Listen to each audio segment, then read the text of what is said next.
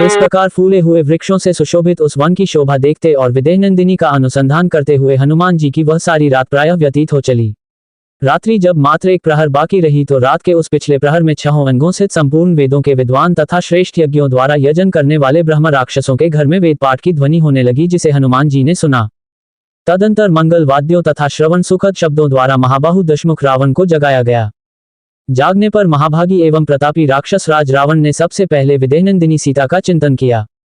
सीता के प्रति आसक्त एवं काम से प्रेरित रावण ने सब प्रकार के आभूषण धारण कर तथा परम उत्तम शोभा से संपन्न हो शोकवाटिका में प्रवेश किया। पुलस्त्यनंदन रावण के पीछे पीछे लगभग 100 सुंदरियां भी थीं। काम के अधीन एवं मन में सीता की आस लगाए मंदगति से आगे बढ़ता रावण अद्भुत शोभा पा रहा था। काम, दर्प और मद से युक्त चिंत्य बल पौरुष से संपन्न रावण के अशोकवाटिका के द्वार तक पहुंचने पर कपिवर हनुमान जी ने उसे देखा। यद्यपि मतिमान हनुमान जी अत्यंत उग्र तेजस्वी थे, तथापि रावण के तेज से तिरस्कृत से होकर सघन पत्तों में घुसकर छिप गए। अनिंद्य सुंदरी राजकुमारी सीता ने जब उत्तमोत्तम आभूषणों से विभूषित तथा रूप यौवन से संपन्न राक्षस राज रावण को आते देखा तो वे प्रचंड हवा में हिलने वाली कदली के समान भय के मारे थर थर कांपने लगी। सुंदर कांति वाली विशाललोचना जानकी ने अपने जंघाओं से पेट और दोनों भुजाओं से स्तन छिपा लिए और रुदन करने लगी। निशाचरियों से घिरी आसन रहित भूमि पर शोक विह्वल दीन सीता को रावण ने ध्यानपूर्वक देखा, जो दृष्टि नीचे की एकटक पृथ्वी की ओर देख रही थी। ऐसी दुखी जानकी के पास आकर लंकापति रावण हंसता हुआ बोले, हे मृगनयनी, मुझे देखकर तू अपने शरीर को छिपाने का प्रयत्न क्यों कर रही है? स्मरण रख, तेरी इच्छा के बिना मैं कदापि तेरा स्पर्श नहीं करूंगा। तू मुझ पर और मेरे कथन पर विश्वास रख और इस प्रकार दुखी होकर अश्रु मत बहा। तेरी यह मलिन आभूषणहित वेशभूषा देखकर मुझे अत्यधिक पीड़ा होती है। तू संसार की सुंदरियों में शिरोमणि है। अपने इस सौंदर्य तथा यौवन को व्यर्थ नष्ट मत होने दे। यदि एक बार यह यौवन नष्ट हो गया तो फिर लौटकर नहीं आएगा। मैं फिर कहता हूँ, तू विश्व की अनुपम सुंदरी है, विधाता की अद्वितीय सृष्टि है।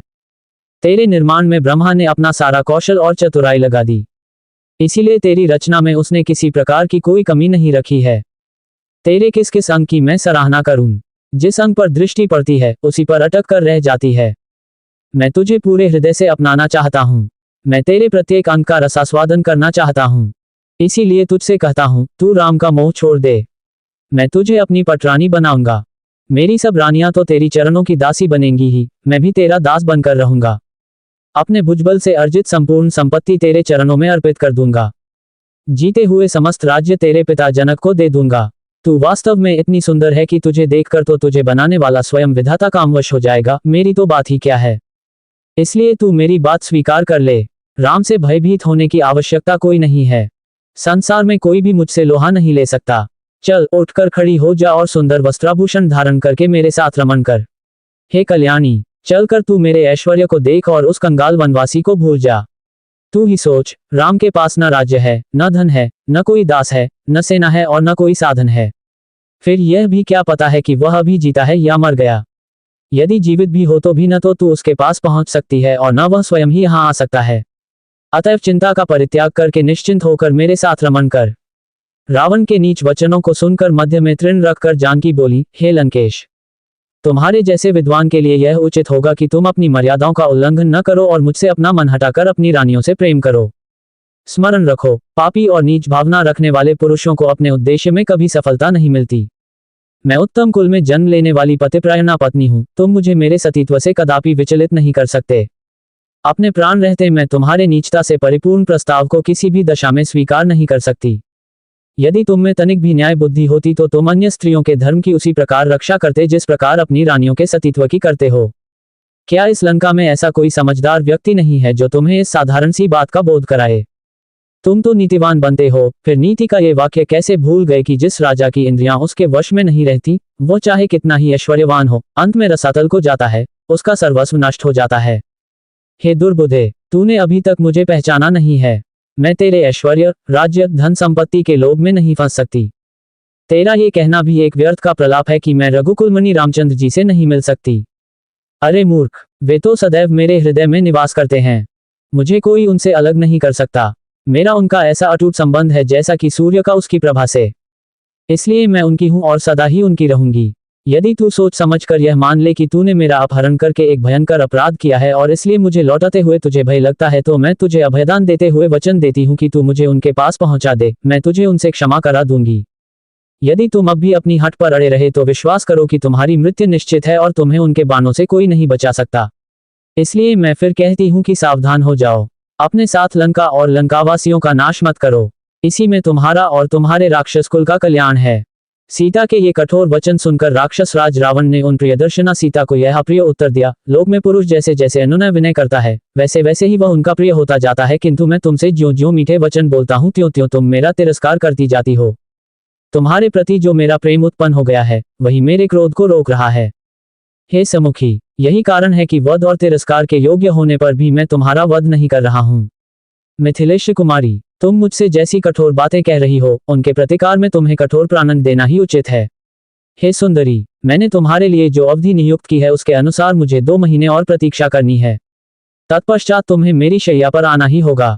स्मरण रखो, यदि 2 महीने बाद तुमने अपना पति स्वीकार नहीं करोगी तो मेरे रसोइये मेरे कलेवे के लिए तुम्हारे टुकड़े टुकड़े कर डालेंगे। राक्षस राज रावण के इन वचनों को सुनकर पातिव्रत्य और पति के शौर्य के अभिमान से परिपूर्ण सीता ने कहा, निश्चय ही इस नगर में तेरा भला चाहने वाला कोई भी ऐसा पुरुष नहीं है जो तुझे इस निंदित कर्म से रोके।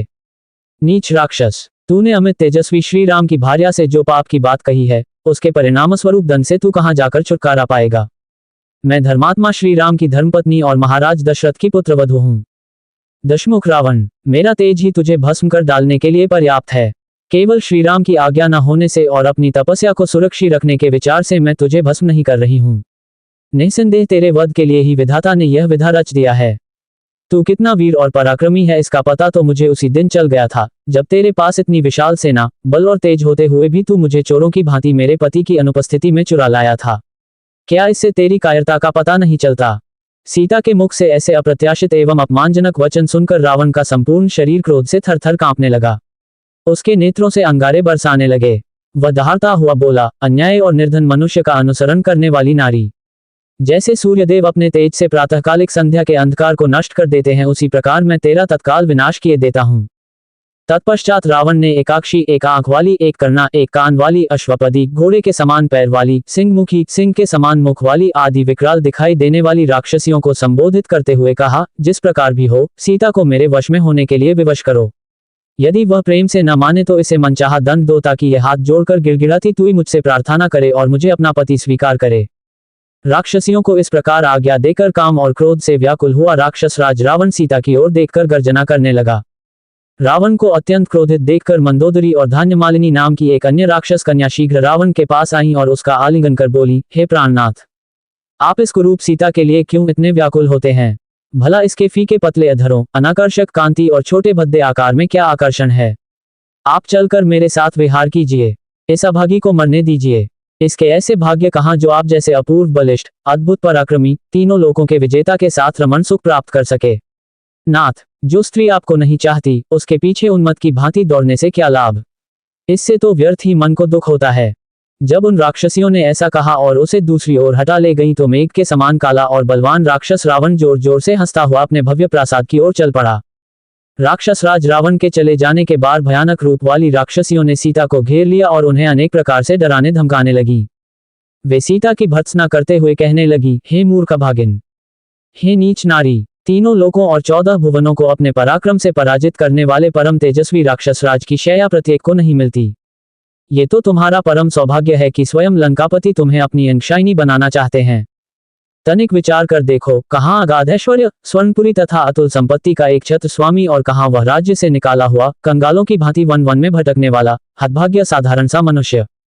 सोच समझ कर निर्णय करो और महाप्रतापी लंकाधिपति रावण को पति के रूप में स्वीकार करो। उसकी अर्धांगिनी बनने में ही तुम्हारा कल्याण है, अन्यथा राम के वियोग में तड़प तड़प कर मरोगी या राक्षस राज के हाथों मारी जाओगी। तुम्हारा ये कोमल शरीर इस प्रकार नष्ट होने के लिए नहीं है।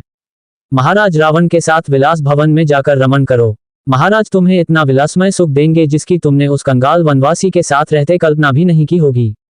राक्षसियों की ये बातें सुनकर कमलनयनी सीता ने अश्रुपूर्ण नेत्रों से उनकी ओर देखकर कहा, तुम सबका ये लोक विरुद्ध एवं पापपूर्ण प्रस्ताव मेरे हृदय में क्षण मात्र को भी ठहर नहीं पाता।